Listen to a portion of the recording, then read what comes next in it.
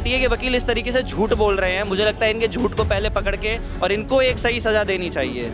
देखिए, घोटाला तो घोटाला है। सबसे पहला जो एकदम क्लियर कट समझ लेना चाहिए कि घोटाला तो घोटाला है, चाहे बड़े लेवल पर हो चाहे छोटे लेवल पर हो। एनटीए जो है वो बहुत बड़ा दोगलेबाज है। अगर नकली डॉक्टर हमारे देश में बनाए जाते हैं तो हमारे देश का ही नुकसान होगा।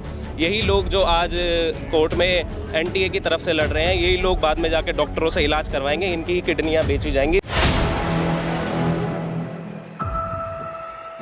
दिल्ली देख रहे हैं आप और मैं हूं आपके साथ शाहीन खान और इस समय मैं सुप्रीम कोर्ट ऑफ इंडिया में मौजूद हूं, जहां पर नीट के मामले में लगभग 6-7 घंटे से कार्यवाही चल रही थी। सुनवाई जो है कोर्ट के अंदर चल रही थी और बड़ी तरीके से बहसबाजी जो है कोर्ट के अंदर हुई है। तमाम दलीलें दोनों तरफ से रखी गई है। फिलहाल सोमवार की तारीख इस पूरे मामले में दे दी गई है, लेकिन कई ज़रूरी बातों को यहाँ पर सुप्रीम कोर्ट ने उठाया है। इस पर ज़्यादा बातचीत करने के लिए तमाम देखिए छात्र जो लगातार इस मामले पर हर बार सुप्रीम कोर्ट के अंदर मौजूद होते हैं, इस उम्मीद के साथ आप लोग यहाँ पर पहुंचते हैं कि शायद किसी तारीख पर आपके हित में फैसला आ जाएगा। किस तरीके से आज की कार्यवाही को देखिए, आज की कार्यवाही जो हमने देखी तो चीफ जस्टिस साहब जो हैं उन्होंने तो सीधा काफ़ी प्रश्न पूछे हैं और जो प्रश्न पूछे उनसे मुझे उन पर ये विश्वास तो हो गया कि शायद हमें न्याय तो मिल जाएगा।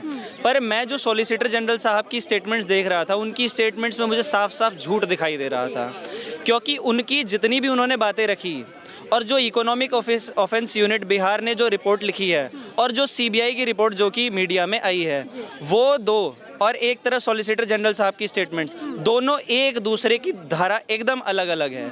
सॉलिसिटर जनरल साहब कहते हैं कि पेपर लीक हुआ सुबह, लेकिन पटना की जो पुलिस है उसने लिखा कि उसने जो अपनी एफआईआर में लिखा है कि पेपर एक दिन पहले ही आ गया था। तो ये जो एनटीए के वकील इस तरीके से झूठ बोल रहे हैं, मुझे लगता है इनके झूठ को पहले पकड़ के और इनको एक सही सज़ा देनी चाहिए। ठीक है, सॉलिसिटर जनरल जो होता है वो सरकार को कहीं ना कहीं रिप्रेजेंट करता है, तो क्या लगता है सरकार फिर से कोशिश कर रही है इस पूरे मामले को दबाने की? बार बार यही बात की जाती है कि बड़े पैमाने पर घोटाला नहीं हुआ। देखिए, घोटाला तो घोटाला है। सबसे पहला जो एकदम क्लियर कट समझ लेना चाहिए कि घोटाला तो घोटाला है, चाहे बड़े लेवल पर हो चाहे छोटे लेवल पर हो। पर यहाँ पर जो मैं देख रहा हूँ बार बार कि गवर्नमेंट का शुरुआत से जो रवैया रहा है वो यही रहा है कि किस तरीके से इस मैटर को दबा दिया जाए। हमारे प्रधानमंत्री साहब जो हैं, प्रधानमंत्री मिस्टर नरेंद्र मोदी, उनके पास अंबानी की वेडिंग में जाने के लिए समय है, लेकिन यहाँ पर जो परीक्षार्थी 24 लाख परीक्षार्थी इस चीज़ से अभी इस समय पर अफेक्टेड हैं, उनके लिए ज़रा सा भी उनके पास 1 मिनट का समय नहीं है कि बच्चों को आकर कम से कम सांत्वना ही दे दें। ठीक है, अब क्या लगता है सोमवार को कुछ आप लोगों को लगता है सकारात्मक आपके हित में कोई बात की जा सकती है? देखिए, वैसे तो ये सब कुछ सुप्रीम कोर्ट के हाथ में है, इसमें मैं अपनी कोई राय दूं तो वो एक तरीके से गलत होगा। पर फिर भी मैं ये जो जानता हूं कि चीफ जस्टिस साहब ने कहा है कि वो सोमवार को इस मामले को कंक्लूड कर देंगे, तो शायद ये एक अच्छा न्याय ही देंगे हमको। ठीक है, कंक्लूड कर देंगे। बड़ी बात सुप्रीम कोर्ट की तरफ से की गई है। जिस तरीके से आज 6-7 घंटे से पूरी तरीके से सुनवाई चल रही थी, तमाम बिंदुओं पर बात की गई, चाहे वो जिनको ग्रेस मार्क्स दे उन छात्रों के बारे में, क्या लगता है गंभीर आपको नजर आ रहा है सुप्रीम कोर्ट? जी, सुप्रीम कोर्ट तो पूरी तरीके से कोशिश कर रहा है कि जितने भी फैक्ट्स और पॉइंट्स जिसके ऊपर भी वो सबके व्यूज़ और जितने भी वो ओपिनियंस हैं वो सब जानना चाहता है। एनटीए के भी और जो हमारे लॉयर हैं वो भी उस चीज़ का पूरा जवाब दे रहे हैं। तो मुझे तो ऐसा लगता है कि अब मंडे को वो एक अच्छा डिसीजन लेंगे हमारे हित में और हम सबके लिए न्याय करेंगे। जितने भी नीट एस्पिरेंट्स हैं सबका सोच के सबके लिए न्याय करेंगे। और लेकिन मुझे ऐसा लगता है कि कहीं ना कहीं एनटीए जो है वो बहुत बड़ा दोगलेबाज है। पहले वो तो मानने को ही तैयार नहीं था कि उसने पेपर लीक कराया है। आज भी ये बोला जाता है कि पेपर लीक शायद हुआ है, पेपर पूरी तरीके से लीक हुआ है ये नहीं, जबकि कोर्ट में भी ये चीज़ मान ली गई है कि पेपर लीक हुआ है। फिर भी आज भी एलिजिड वर्ड का इस्तेमाल किया जाता है। पेपर लीक हुआ है ये नहीं बोलता है, ना गवर्नमेंट बोलती है ना ये एनटीए बोलता है। और उसके अलावा पहले बोल रहे थे कि बहुत कम लोग हैं, जो 100 से भी कम बच्चे हैं उनके पास तक पेपर पहुंचा। आज बोल रहे थे कि 150 बच्चे जिन तक पेपर पहुंचा। तो आप बताइए, 150 बच्चे वो उन लोगों की सीट ले जाते जो डिजर्विंग कैंडिडेट्स थे, उनकी सीट ले जाते। ये लोग तो सिर्फ पकड़े गए हैं। ये एक आइसबर्ग फिनोमेना फॉलो करता है। जितने लोग पकड़े गए हैं वास्तविक में उससे बहुत ज़्यादा लोग होते हैं। हम हर किसी को नहीं पकड़ सकते। और कितना समय लगाएंगे सबको पकड़ने में? क्या 1 साल लगा देंगे, फिर 25 में बोलेंगे कि दोबारा से एग्जाम होगा? हमें न्याय चाहिए सही समय पर, क्योंकि अगर हमें सही समय पर न्याय नहीं मिल सकता तो उसका कोई भी वो नहीं है कि हमें न्याय मिला। बिल्कुल, देखिए छात्रों के भविष्य का सवाल है और टाइमिंग काफ़ी अहम है। लगता है टाइम के हिसाब से एक बड़ा फैसला यहाँ से लिया जा सकता है, क्योंकि डेट पिछली बार भी आप लोगों को दे दी गई थी, इस बार भी डेट जो है दे दी नहीं, अब इन्होंने मंडे को बोला है कि इस केस को पूरी तरीके से कंक्लूड कर देंगे, और जिस तरीके से आज उन्होंने सबसे पहले हमारा केस सुना और पूरा दिन सिर्फ हमारा ही केस सुना, तो मुझे लगता है कि सीजीआई सर तो हम बच्चों को लेकर के काफ़ी ज़्यादा सीरियस है। भले ही गवर्नमेंट हम लोगों के लाइव्स को लेकर के ज़्यादा सीरियस नहीं है, पर हाँ, सीजीआई सर और सुप्रीम कोर्ट से हमें पूरी उम्मीद है कि वो हमारे साथ न्याय लेकिन करेंगे। अभी भी सुप्रीम कोर्ट से कुछ इस तरीके की बात ही आ रही है कि यदि बड़े पैमाने पर धांधलीबाजी हुई है, पेपर लीक हुआ है, तो इसमें रीनीट हो सकता है। यदि नहीं हुआ है तो फिर कुछ और इसमें जो है सोल्यूशन निकाला जाएगा। अब आप बताइए कि क्या इसमें सारे लोगों को पकड़ा जा सकता है? नहीं पकड़ा जा सकता है।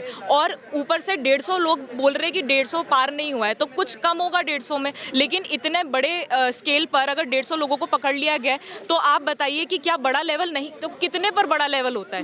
पूरे 24 लाख बच्चों को दे दिया जाए तब है बड़ा लेवल। मतलब पेपर लीक तो पेपर लीक है, चाहे वो बड़ा हो या छोटा। और ऊपर से सुप्रीम कोर्ट ने 2015 में बोला था कि अगर 0.001% भी अगर डिस्क्रिपेंसी पाई गई तो हम बच्चों के लिए हित में दोबारा से भी पेपर करवा सकते। उस टाइम पर सिर्फ 44 लोग पकड़े गए थे और 44 लोगों की वजह से दोबारा से नीट का एग्जाम हो गया था। अब बात सिर्फ इतनी आ गई है कि समय थोड़ा ज़्यादा बढ़ चुका है, रिजल्ट आ चुका है, तो क्या दोबारा से हमें न्याय नहीं मिल सकता सिर्फ इस वजह से कि रिजल्ट 2 बार पब्लिश हो गया है? तो ये यानी सवाल बड़ा है। आप बताइए, कई आप लोगों ने सवाल उठाए कि री रजिस्ट्रेशन हुआ था, विंडो फिर से ओपन 2 बार की गई थी, उसको लेकर के भी जवाब दिया एनटीए ने कि कुछ लोगों का रह गया था इसलिए ओपन की गई थी, और इसका मतलब ये नहीं कि लोगों को फ़ायदा पहुंचाने के लिए हमने विंडो ओपन की थी। विंडो ओपन जैसा आज तक कभी नहीं हुआ, इस साल ही क्यों हुआ? सारी एलिगेशंस इस साल लगती हैं, रैंक इन्फ्लेशन इस साल होता है, चीटिंग इस साल होती है, सारी एफआईआर इस साल होती है, बच्चे सड़कों पे आ जाते हैं। हमने कभी नहीं सोचा था हम सुप्रीम कोर्ट के परिसर में आके खड़े होंगे, हम लोग सुप्रीम कोर्ट में आ जाते हैं, सब कुछ इस साल हो जाता है, लेकिन फिर भी कोई मानने को तैयार नहीं है कि लीक हुआ है।